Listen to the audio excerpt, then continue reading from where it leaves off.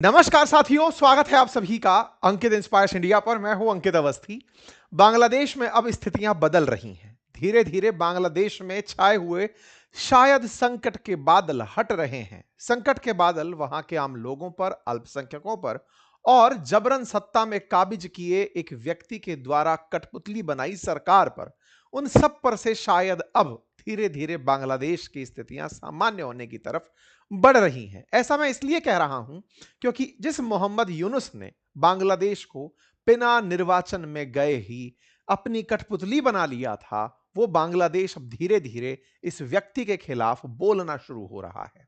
जिस तरह से सत्ता के दम पर, विदेशी ताकतों के दम पर, पाकिस्तान के प्रभाव में इसने बांग्लादेश के लोगों के साथ अत्याचार किया, अब उसकी परतें धीरे धीरे खुलकर आना शुरू हुई हैं। परिणाम निकलता है कि बांग्लादेश के राष्ट्रपति हों या प्रधानमंत्री, सब अपने हिस्से का इसके खिलाफ काम करना शुरू कर चुके हैं।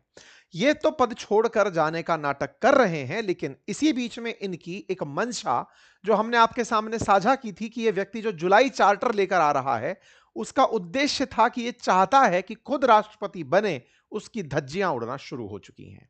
उसकी धज्जियां उड़ना शुरू हुई, इसके पीछे का सबसे बड़ा प्रमाण है जुलाई चार्टर पर जो हस्ताक्षर हुए थे बांग्लादेश में, जब वोट डले थे कि हां हम संविधान बदलने को तैयार हैं, राष्ट्रपति को ज्यादा ताकत देने को तैयार हैं, प्रधानमंत्री की ताकत घटाने को तैयार हैं, उस रेफरेंडम पर बीएनपी ने काम करने से मना कर दिया है।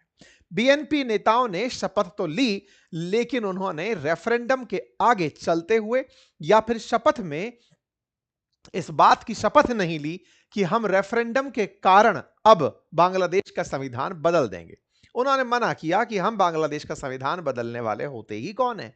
इतना ही नहीं, इसके समय पर, या कहिए तो शेख हसीना के भी समय पर, जो राष्ट्रपति थे बांग्लादेश के, वो भी अब इनके खिलाफ बोलना शुरू हो गए हैं। कह रहे हैं कि इस व्यक्ति ने राष्ट्रपति को राष्ट्रपति भवन में बंधक बनाने की कोशिशें की।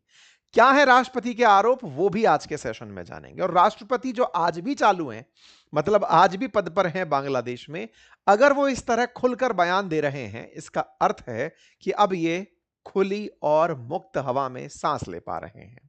Yunus did not follow the constitution, ये हेडलाइन आज की हेडलाइन है कि इन्होंने संविधान का पालन नहीं किया, मुझे अंधकार में रखा। और बांग्लादेश के प्रेसिडेंट का यह बयान ऐसे समय पर कि वो व्यक्ति संविधान से ऊपर होकर के दुनिया भर की यात्राएं कर रहा था, राष्ट्रपति को बिना बताए आदेश दे रहा था। ये सारी स्थितियों को इन्होंने एक एक करके अखबार में उजागर कर दिया है। हेडलाइंस बनना शुरू होती हैं। जो अब तक सब चुप मारकर बैठे थे, जनमत के आगे सब अब अपनी ताकत को महसूस कर रहे हैं। आपको याद होगा कि बांग्लादेश के अंदर जो छात्र आंदोलन हुआ, जिस तरह से शेख हसीना के खिलाफ मोमेंटम तैयार किया गया, लगने लगा कि पूरा बांग्लादेश शेख हसीना के खिलाफ है। वो प्रदर्शनकारी 300 में से मात्र 6 सीट जीत पाए। इससे अंदाजा लगाइए कि 300 का प्रतिनिधित्व 6 लोग कर रहे थे। विचार करिए, जिस बांग्लादेश में सत्ता परिवर्तन की बयार है कहकर स्टूडेंट अपराइजिंग को पूरी दुनिया ने यह माना कि शेख हसीना के तानाशाही के खिलाफ सब प्रदर्शन हो रहा है, वो लोग पूरे बांग्लादेश को कन्विंस तक नहीं कर पाए कि वाकई में शेख हसीना में गलत क्या था। विचारणीय है कि शेख हसीना के समय पर अपोजिशन में रही पार्टी बीएनपी आज सत्ता में है, शेख हसीना भारत में है, और वो लोग जिन्होंने ये सारे प्रदर्शन किए, वो आज यही आरोप बीएनपी पर लगा रहे हैं कि बीएनपी को जिताने में भारत ने मदद की थी, भारत ने बांग्लादेश के चुनावों को प्रभावित किया। यह बयान एनसीपी के वो नेता, जो छात्र नेता थे, जो पहले अवामी लीग के खिलाफ यही हथकंडा अपनाए थे कि शेख हसीना को भारत ने जितवा दिया और बांग्लादेशियों को भारत के खिलाफ किया, अब वही नेता बयान देकर के बीएनपी का साथ भारत सरकार ने दिया कहकर आरोप लगा रहे हैं। ऐसे में लोग उनकी मजाक बना रहे हैं। ये सारी चीजें, लेकिन इन सब के अलावा तारिक रहमान, जो कि नए प्रधानमंत्री बांग्लादेश के बन चुके हैं, बड़ी ही समझदारी से एक एक करके सेना के उन अधिकारियों को हटाते जा रहे हैं, तबादले कर रहे हैं, नए प्रमोशंस और पद सृजित कर रहे हैं, जिन्होंने कभी भी बांग्लादेश में अस्थिरता लाने में सहयोग किया हो या फिर अपने लोगों को जगह देने का प्रयास हो। सारी बातें डिटेल में एक एक करके आपके सामने रखेंगे, लेकिन हमेशा की तरह पहले एक जरूरी बात, और वो जरूरी बात ये कि आप सबको बताते हुए ये बेहद खुशी हो रही है कि हमारे इस कोर्स पर बहुत ही अल्टीमेट रेस्पॉन्स हमारी टीम की तरफ से रिसीव किया जा रहा है। मेरे तमाम साथी जो कि इस समय मेरे साथ जुड़ करके तमाम एआई टूल्स सीख रहे हैं, बातें बाजार की एप्लीकेशन पर, वेबसाइट पर, जिसका लिंक कमेंट बॉक्स में पिन है, उन्हें बहुत अच्छा रेस्पॉन्स, मतलब उनकी वजह से हमें बहुत अच्छा रेस्पॉन्स कमेंट बॉक्स में देखने को मिल रहा है। इस कोर्स में यदि आप भी एनरोल होना चाहते हैं, जिसमें हम लोग जीवन में उपयोग में आने वाले 20 से अधिक ऐसे एआई टूल्स जिन्हें आपने कभी ना कभी यूज करना पड़ सकता है, उनकी हम प्रॉपर क्लासेस ले रहे हैं। कोर्स को ज्वाइन करने के लिए लिंक कमेंट बॉक्स में पिन है। शुरुआती 7 दिन में 33% ऑफ भी उपलब्ध है, जिससे आप एनरोलमेंट इजी कर पाएं। आइए शुरू करते हैं पूरी कहानी विस्तार से। चर्चा है साथियों बांग्लादेश के चुनाव से उत्पन्न हुई स्थितियों की, क्योंकि चुनाव से पहले मोहम्मद यूनुस बांग्लादेश चला रहे थे कार्यवाहक सलाहकार बन करके, लेकिन फील पूरी प्रधानमंत्री राष्ट्रपति की संयुक्त रूप से ले रहे थे। बांग्लादेश में चुनाव होते हैं। चुनाव में दो प्रकार के वोट डलते हैं। एक वोट डलता है पार्टियों के लिए कि भाई किस किस पार्टी को वोट दे रहे हैं। वह पार्टियों में मेजर पार्टी थी बीएनपी और एक तरफ जमात। जमात के साथ वो छात्र थे जिन्होंने शेख हसीना की सत्ता को पलटा था। तो दो प्रमुख धड़े होकर के चुनाव होते हैं। जनता ने बीएनपी को बहुमत दिया। इसके साथ साथ एक और पत्र था जिस पर साइन हो रहा था, यानी चुनाव में दो प्रकार के बैलेट पत्र पर हस्ताक्षर जनता कर रही थी। एक और पत्र जिस पर साइन हो रहे थे, उसमें यह कहना था कि क्या बांग्लादेश का संविधान बदला जाना चाहिए। 70% से अधिक बांग्लादेशियों ने अपने वोट में यस करार दिया कि जी हां, संविधान बदल दो। क्या डिमांड की थी इस संविधान बदलने में? यदि हां शब्द था तो इसका मतलब क्या होता? इसका मतलब यह था कि कोई भी व्यक्ति ताजीवन प्रधानमंत्री नहीं रह सकेगा, केवल 10 साल तक ही प्रधानमंत्री रह सकेगा। यह जो बात यहां वाली बात थी जिसके बारे में रेफरेंडम हुआ, इसका सीधा सा अर्थ था जैसे शेख हसीना या खालिदा जिया, मतलब बैटल्स ऑफ बेगम ही थी बांग्लादेश में।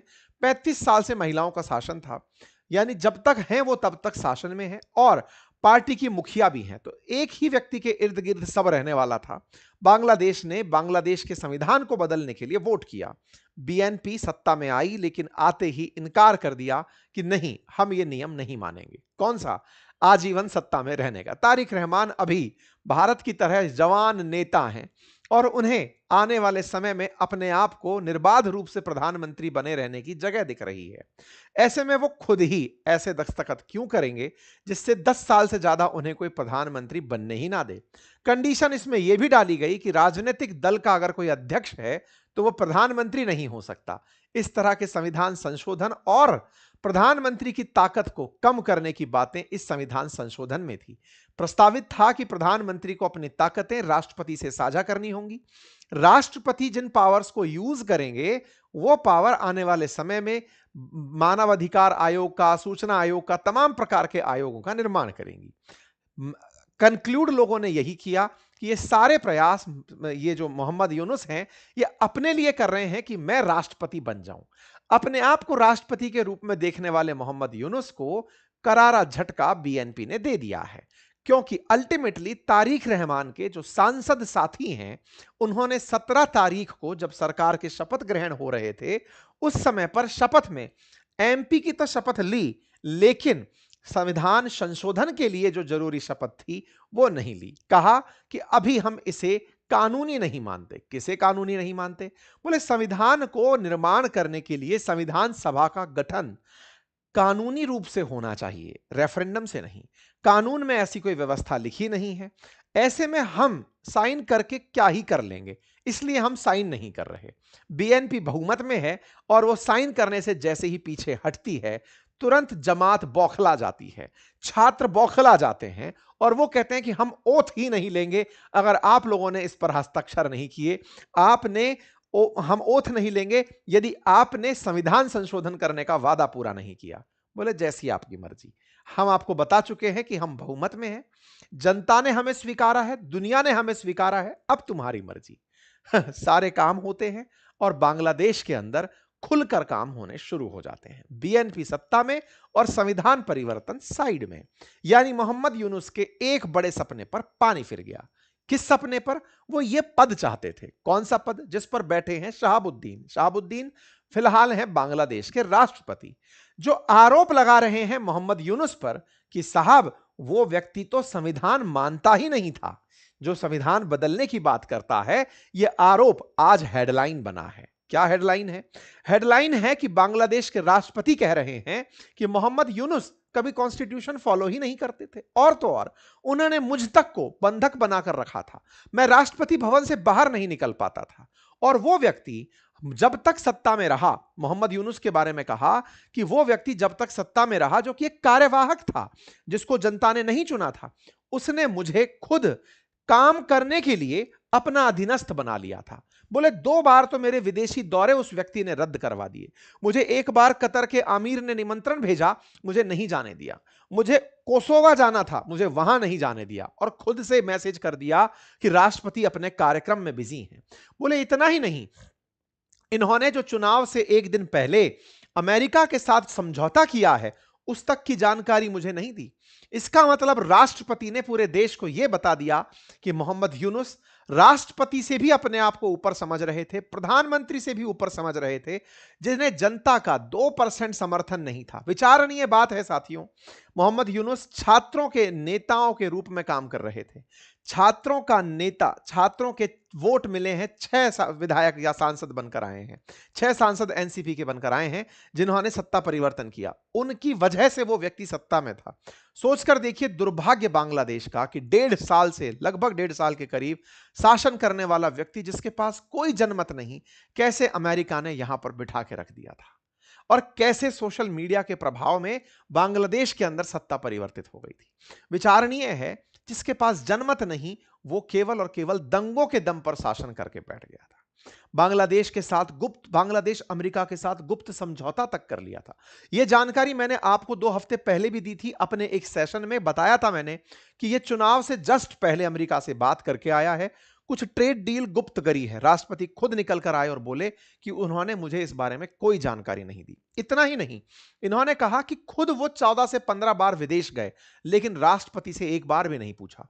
जबकि परिपाटी यह होती है कि जब भी कोई प्रधानमंत्री, जैसे लोकतांत्रिक देशों में अगर प्रधानमंत्री हैं तो वो राष्ट्रपति को इन्फॉर्म करके जाते हैं, क्योंकि देश का प्रथम नागरिक राष्ट्रपति होता है, बता के जाते हैं। बोले उन्होंने मुझे बंग भवन में ही बंद करके रख दिया। इतना ही नहीं, उन्होंने मुझे बंग भवन में मारने की प्लानिंग तक की। बंग भवन क्या कहानी है? जहां पर राष्ट्रपति का निवास होता है। कौन है ये शहाबुद्दीन? अब इनके बारे में भी जान लीजिए। असल में मोहम्मद शहाबुद्दीन शेख हसीना की पार्टी आवामी लीग से ही नेता रहे, लंबे समय तक लोकप्रिय नेता रहे। शेख हसीना ने इन्हें राष्ट्रपति के लिए नॉमिनेट किया। ये तब से राष्ट्रपति हैं 2023 से। शेख हसीना जब गई उस समय ये राष्ट्रपति थे। इन पर दबाव बनाया कि आप भी उनकी पार्टी की वजह से बने थे, आपको पद से हटना चाहिए। इन्होंने कहा कि भाई मैंने कोई ऐसा काम नहीं किया जो आप लोगों पर गोली चलाने जैसा हो या जो भी हो, राष्ट्रपति को पद से ना हटाया जाए, ये इन्होंने अपनी दरखास्त दी। कहते हैं कि इन्हें उस समय बीएनपी के किसी बड़े नेता ने कहा कि आप पद पर बने रहिए, हम आपके साथ हैं। यानी राष्ट्रपति को पद से ना हटाने के पीछे भी बीएनपी उस समय खड़ी थी। इंटरेस्टिंग है, शेख हसीना ने ही अपनी बहन के पति को आर्मी चीफ बनाया था, उसे भी नहीं हटाया गया, क्योंकि शेख हसीना के बिठाए हुए लोग सत्ता में थे। शेख हसीना भारत आ गई थी, बीएनपी सेना को और राष्ट्रपति को बैकडोर पर समर्थन दे रही थी। छात्रों की इस पूरी कार्यवाही में, इस तरह के उपद्रव में, ये अपने पद पर बरकरार रह गए। छात्रों ने प्रयास तो किया, जैसे शेख हसीना के घर पर अटैक किया, जिसकी वजह से शेख हसीना को छोड़कर भारत में शरण लेनी पड़ी, वैसे ही इनके यहां पर भी हमला करने का प्रयास किया गया। लेकिन मोहम्मद यूनुस इन्हें इस तरह से प्रेजेंट करते रहे कि मैं इनका हमदर्द हूं, मैं इन्हें चाहता हूं कि पद पर रहें। इन्होंने कुछ ऐसा नहीं किया। वहीं दूसरी ओर वो इन्हें हर तरह से प्रताड़ित कर रहे थे। यह जानकारी राष्ट्रपति ने खुद एक अखबार को अपने इंटरव्यू में दे दी है। और तो और इन्होंने यह तक कहा कि मेरे पास, मतलब राष्ट्रपति उस दौर में यह तक कहे थे कि मेरे पास शेख हसीना के इस्तीफे का कोई कागज नहीं है। मोहम्मद यूनुस ने उनसे सब जगह फ्रॉजरी करवाने का प्रयास किया। खैर जो भी है, बांग्लादेश में अब सारे राज खुल करके धीरे धीरे सामने आ रहे हैं। ये वो प्रोटेस्ट हैं जो इनके घर यानी कि राष्ट्रपति भवन तक पहुंचने वाली भीड़ के हैं, जो राष्ट्रपति को पद से हटाना चाहती थी, लेकिन राष्ट्रपति जैसे तैसे पद पर बने रह गए क्योंकि अपोजिशन का इनका साथ था और साथ की वजह से ये अपने पद को कंटिन्यू करने में कामयाब हो गए। कुल मिलाकर के बांग्लादेश में अब नई बयार है, भारत को यहां पर इनवाइट किया जा रहा है और मोहम्मद यूनुस अपने पद से रवाना हो चुके हैं।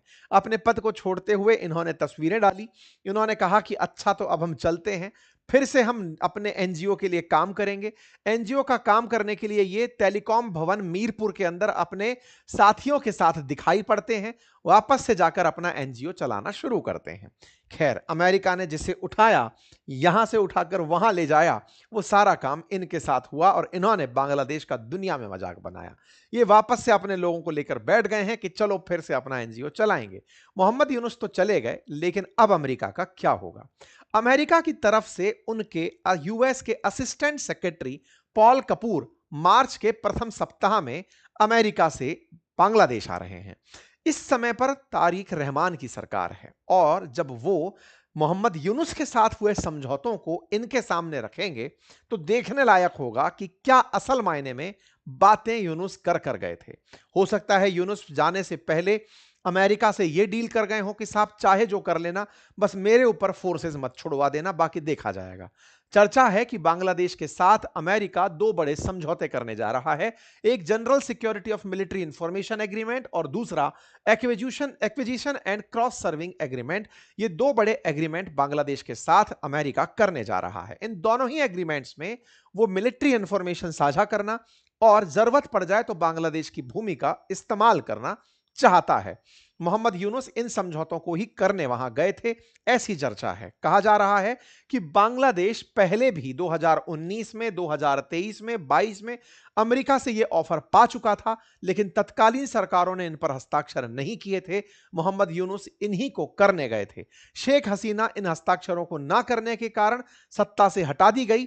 अब तारिक रहमान है, देखना होगा कि ये आने वाले समय में अमेरिका के कितने दबाव में रहते हैं।